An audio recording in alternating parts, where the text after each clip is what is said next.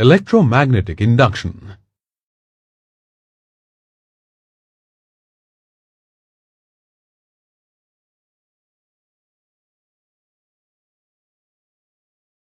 In this lesson, we shall learn about electromagnetic induction. The phenomenon of electromagnetic induction can be demonstrated by an experiment. Wind an insulated copper wire on a paper or wooden cylinder so as to form a coil in the form of a solenoid. Connect the two ends of the coil to a galvanometer and place a magnet close to it. The reading of the galvanometer is 0 when the magnet is stationary. The pointer of the galvanometer deflects towards the right when the north pole of the magnet is moved towards the solenoid. The galvanometer shows 0 reading when the motion of the magnet stops. This proves that as long as the magnet keeps moving, current flows in the solenoid. If the magnet is moved away from the solenoid, current flows in opposite direction in the solenoid. Thus, the galvanometer deflects towards the left. The deflection increases if the magnet is moved away with greater velocity. If the polarity of the magnet is reversed and the magnet is brought close to the solenoid, then current flows in an opposite direction. The galvanometer accordingly turns towards the left. Faraday observed that current flows in the coil only when there is a relative motion between the coil and the magnet.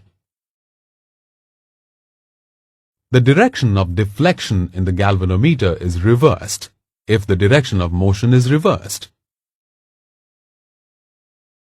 The current in the coil and the corresponding deflection of the galvanometer can be increased by using a strong magnet or by increasing the motion of the magnet. Increasing the area or the number of turns also creates a strong current in the coil.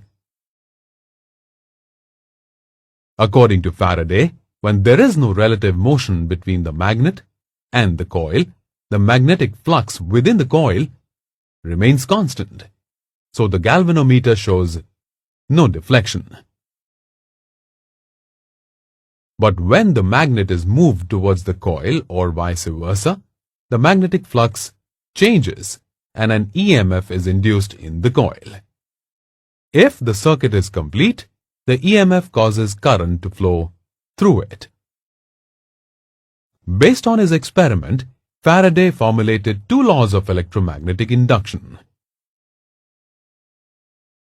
Whenever there is a change in the magnetic flux linked with a coil, an electromotive force is induced.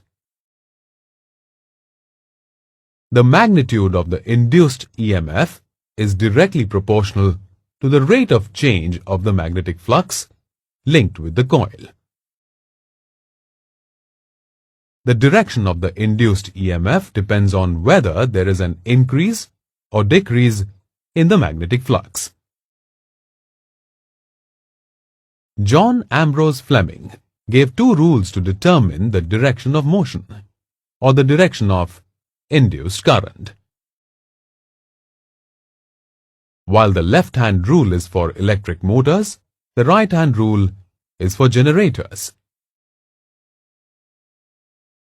According to Fleming's right-hand rule, the thumb, forefinger, and middle finger of right hand are stretched perpendicular to each other.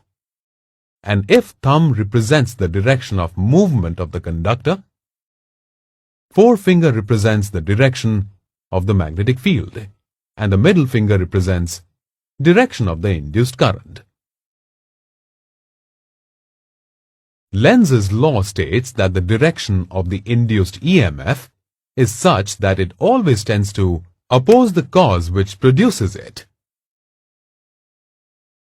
Lenz's law obeys Newton's third law of motion, which states that to every action there is always an equal and opposite reaction.